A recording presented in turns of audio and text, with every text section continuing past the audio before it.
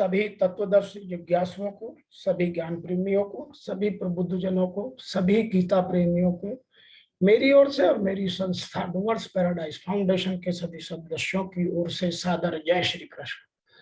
आज हम वर्तमान युग में आध्यात्मिक चिंतन की श्रृंखला के तहत गीता के 5वें अध्याय के श्लोक संख्या 10 की व्याख्या कर रहे हैं।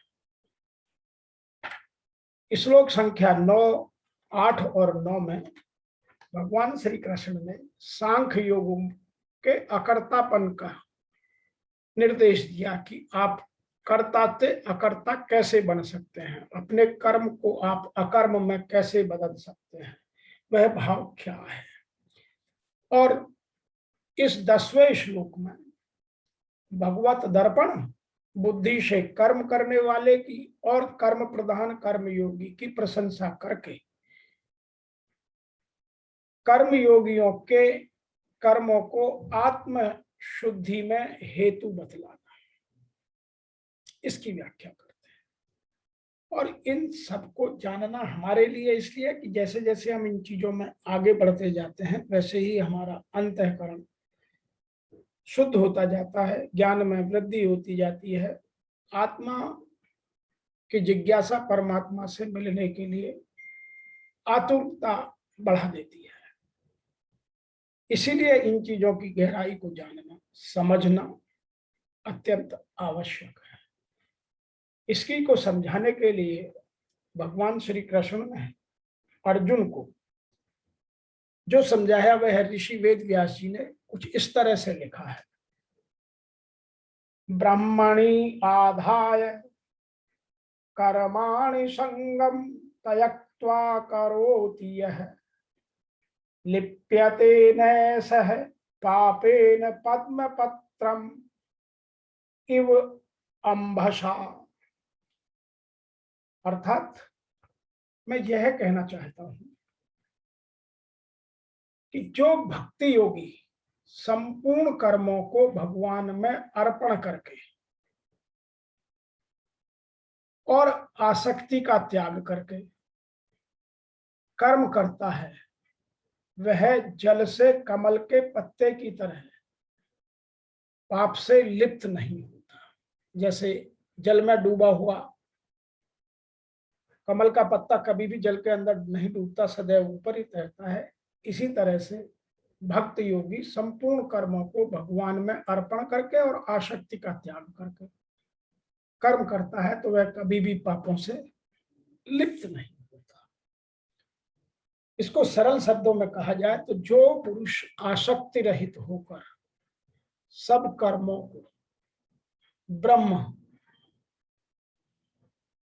द्वारा होने वाला जानकर करता है, अर्थात यह प्राकृतिक घटना है, प्रकृति स्वयं करती रहती है, यह करता है, वह पाप से उसी प्रकार लिप्त नहीं होता जैसे जल में डूबा हुआ कमल का पत्ता।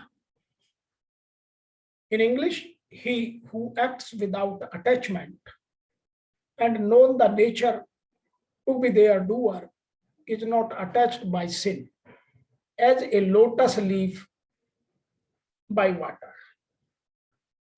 मैं इस बात को इस तरह भी कहना चाहता हूं,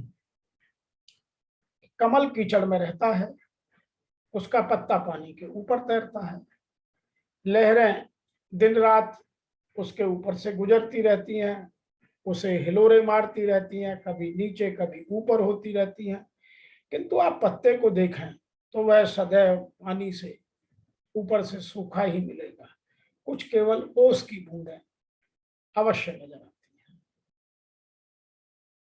जल की बूंदें भी उस पर टिक नहीं पाती हैं, वह भी आती हैं और छिटक जाती हैं। कीचड़ और जल में रहते हुए भी वह उनमें लिप्त नहीं होता। ठीक उसी प्रकार जो पुरुष सब कर्मों को परमात्मा में विलय करके साक्षात्कार के साथ ही कर्मों का विलय होता है, इससे पूर्व नहीं। तो जो सब कर्मों को परमात्मा में विलय करके आसक्ति का त्याग करके, आसक्ति का त्याग मतलब अब आगे कोई भी वस्तु अतः आसक्ति नहीं रहती, इसलिए वह आसक्ति त्याग है। तो आसक्ति का त्याग करके कर्म करता है वह भी इसी प्रकार लिप्त नहीं होता, फिर वह करता क्यों है? आप लोगों के लिए, समाज के कल्याण के लिए, समाज में साधन बढ़ाने के लिए, पीछे वालों का मार्गदर्शन करने के लिए ही वह कर्म करता है।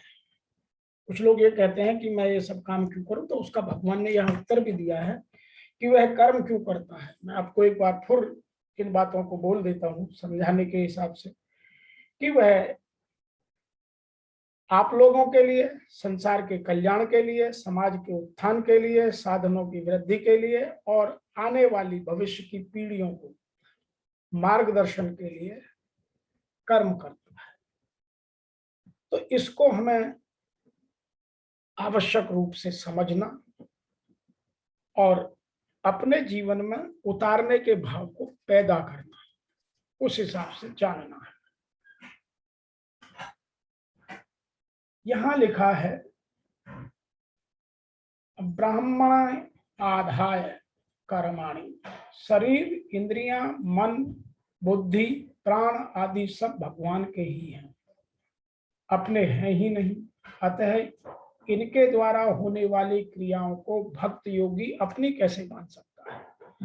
इसलिए उसका यह भाव रहता है कि मात्र क्रियाएं भगवान के द्वारा ही हो रही हैं और भगवान के लिए ही हो रही हैं, मैं तो केवल निमित्त मात्र हूं। भगवान ही अपनी इंद्रियों के द्वारा आपके संपूर्ण क्रियाएं करते हैं। इस बात को ठीक से धारण करने वाले संपूर्ण क्रियाओं के कर्तापन के भगवान में ही मानते हैं। शरीर वस्तुएं अपनी हैं, शरीर आदि वस्तुएं अपनी ही है ही नहीं, प्रत्युत हुई और बिछुड़ रही है। यह केवल भगवान के नाते भगवती प्रत्यार्थ, भगवान को पाने में मदद करने के लिए, दूसरों की सेवा करने के लिए मिली है। इन वस्तुओं पर हमारा कोई स्वतंत्र अधिकार नहीं है। इनको अपने लिए इच्छानुसार न तो रख सकते हैं, न बदल सकते हैं और न मरने पर साथ ही ले जा सकते हैं। इसलिए इन शरीर आदि को तथा इनसे होने वाली क्रियाओं को अपना मानना ईमानदारी नहीं है, केवल मिथ्या है। अतः मनुष्य ईमानदारी के साथ जिस वस्तुएं उसकी अर्थात भगवान की मान लेनी चाहिए, क्योंकि ये सब तो प्रकृति के द्वारा भगवान ने हमें दी है, तो भगवान की मानने में नुकसान क्या? संपूर्ण क्रिया और पदार्थों को कर्म योगी संसार के, ज्ञान योगी प्रकृति के और ये भक्ति योगी भगवान के लिए अर्पण करता है। देखिए, तीनों का अंतर भी यहाँ समझने की कोशिश की जाए कि संपूर्ण क्रिया और पदार्थों को कर्मयोगी संसार के लिए, ज्ञान योगी प्रकृति के लिए और भक्त योगी भगवान के लिए अर्पण करता है। प्रकृति और संसार दोनों के स्वामी भी भगवान है, अतः तीनों के तीनों ही भगवान को समर्पित करते हैं। अर्थात क्रिया और पदार्थों का सीधे भगवान को अर्पण करना ही श्रेष्ठ है। संगतयक्त्वा करोति है, किसी भी प्राणी, पदार्थ, शरीर, इंद्रियां, मन, बुद्धि, प्राण, क्रिया आदि में किंचित मात्र भी राग, कामना, लगाव, खिंचाव, आकर्षण, महत्व, ममता, कामना आदि का न रहना ही आसक्ति का सर्वथा त्याग है। किसी भी क्रिया को करते समय क्रियाजन्य सुख लेने से उसके फल में आसक्त होने या आसक्त रहने से उस क्रिया का संबंध छूटता नहीं, प्रत्युत छूटने की अपेक्षा और बढ़ता है। किसी भी छोटी या बड़ी क्रिया के फलस्वरूप कोई वस्तु चाहता या कोई वस्तु चाहना ही आसक्ति नहीं है। प्रत्युत क्रिया के करते समय भी अपने महत्व का, अच्छेपन का आरोप करना और दूसरों से इच्छा या दूसरों से अच्छा कहलाने वाले का भाव भी रखना आसक्ति ही है, कि लोग मेरी तारीफ करें, यह भी एक आसक्ति है। इसलिए अपने लिए कुछ भी नहीं करना। जिस कर्म से अपने लिए किसी भी प्रकार का किंचित मात्र भी सुख पाने की इच्छा है, वह कर्म अपने लिए हो ही नहीं सकता। अपनी सुख सुविधा और सम्मान की इच्छा सर्वथा त्याग करके ही कर्म करना उपयुक्त पदों का अभिप्राय है। लिप्यते न से पापेन पद्म पत्र अविभंबवशा।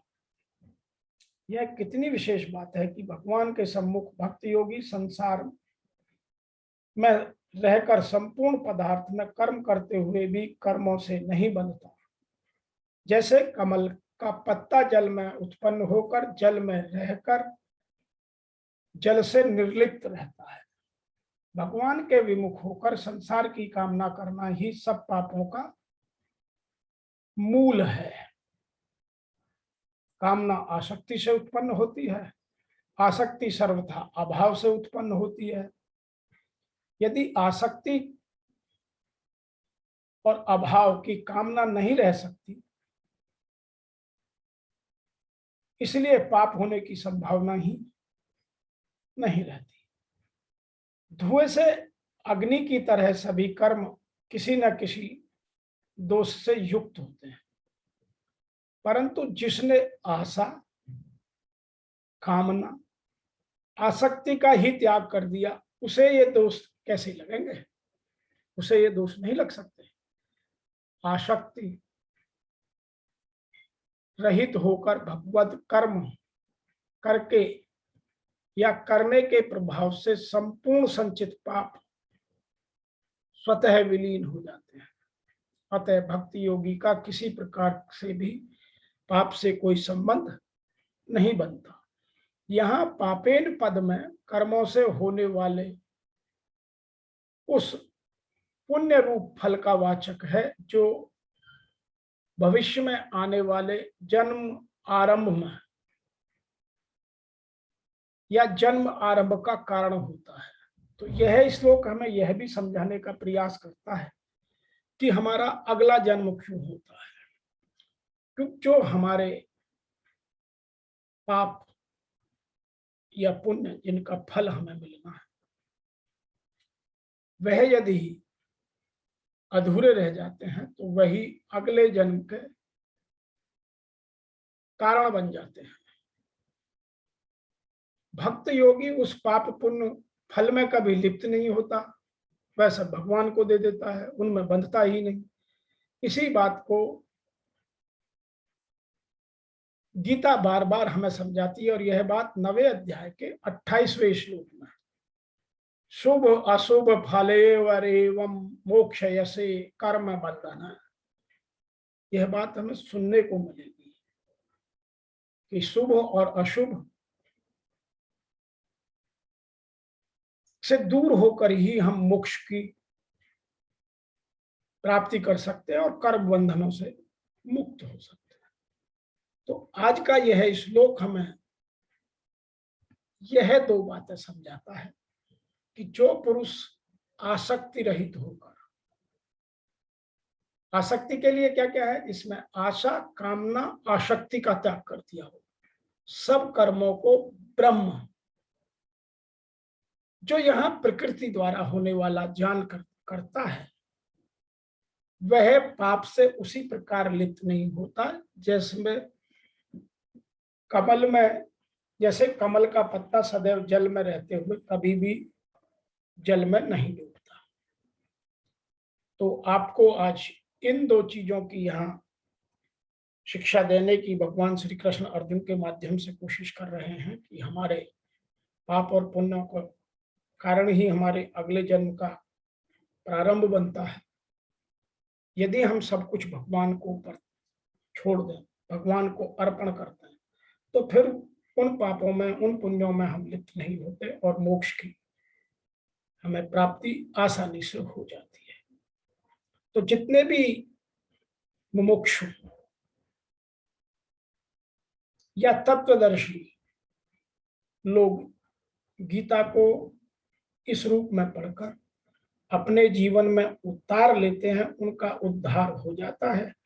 और जो इस संसार में फंस जाते हैं, वह अपने पुनर्जन्म के कारण बन जाते हैं। आज के इस श्लोक की व्याख्या में इतना ही। पुनः आपसे मिलते हैं आगे के श्लोकों की व्याख्या लेकर। तब तक के लिए आपको मेरी ओर से और मेरी संस्था के सभी सदस्यों की ओर से ओम नमो भगवते वासुदेवाय नमः।